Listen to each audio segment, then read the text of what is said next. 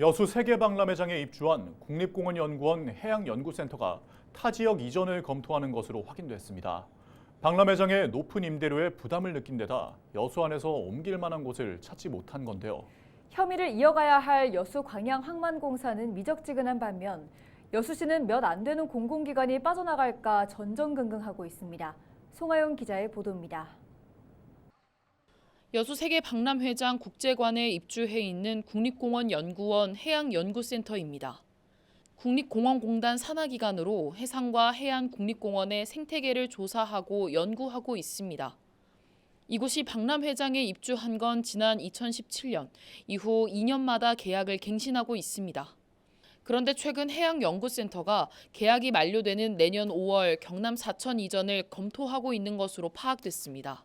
해양연구센터는 이전 검토 배경에 대해서 연간 1억 원가량의 높은 임대료 등 다양한 요인이 작용했다며 조심스러운 입장을 밝혔습니다. 이 같은 공공기관의 이전 검토에 발등에 불이 떨어진 건 여수시. 여수시는 지난 2021년부터 돌산읍 일원 등 새로운 시유지를 제안했습니다. 하지만 높은 지가와 입지 조건 등으로 합의점을 찾지 못했습니다. 그래서 저희가 이제 한 6개 정도의 부지를 이제 안내를 해드렸어요. 예, 근데 이제 그 부지가 이제 센터 측에서는 좀 적합하지가 않다라고. 이런 가운데 박람회장 사후 활용 주체로서 협의를 이어가야 할 여수광양항만공사는 뚜렷한 대안을 내놓지 못하고 있습니다. 공공기관인 해양연구센터가 이미 임대료 감면 혜택을 받고 있어 추가 감면은 어렵다는 입장입니다. 그러면서 앞으로 공공기관 입주와 유치 방향성 등을 담은 박람회장 사후 활용 용역이 진행 중인 만큼 추후 협의에 대해서는 말을 아꼈습니다. 최대 50% 정도는 감면은 해주고 있습니다. 이제 저희 쪽에서는 이제 임대를 이제 계속 쓰실 의사가 있냐 없냐가 이제. 이렇다 보니 지역사회에서는 여수광양항만공사의 적극적인 태도를 요구하는 목소리가 나오고 있습니다.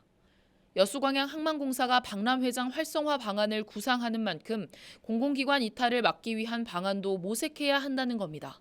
공공기관을 유치해도 시원찮을 판에 지금 떠나보내는 것은 말이 안 맞다고 봅니다. 그래서 중장기적으로 봤을 때 박람회장 사후 활용의 연계성이 깊지 않나 하는 생각을. 지난 2022년 지역 경제 활성화를 목표로 공공기관 유치 지원 조례를 제정한 여수시. 하지만 여수광양항만공사가 입장 차이를 보이면서 어렵게 유치한 공공기관이 지역을 빠져나가지는 않을지 우려가 커지고 있습니다. 헬로티비 뉴스 송하영입니다.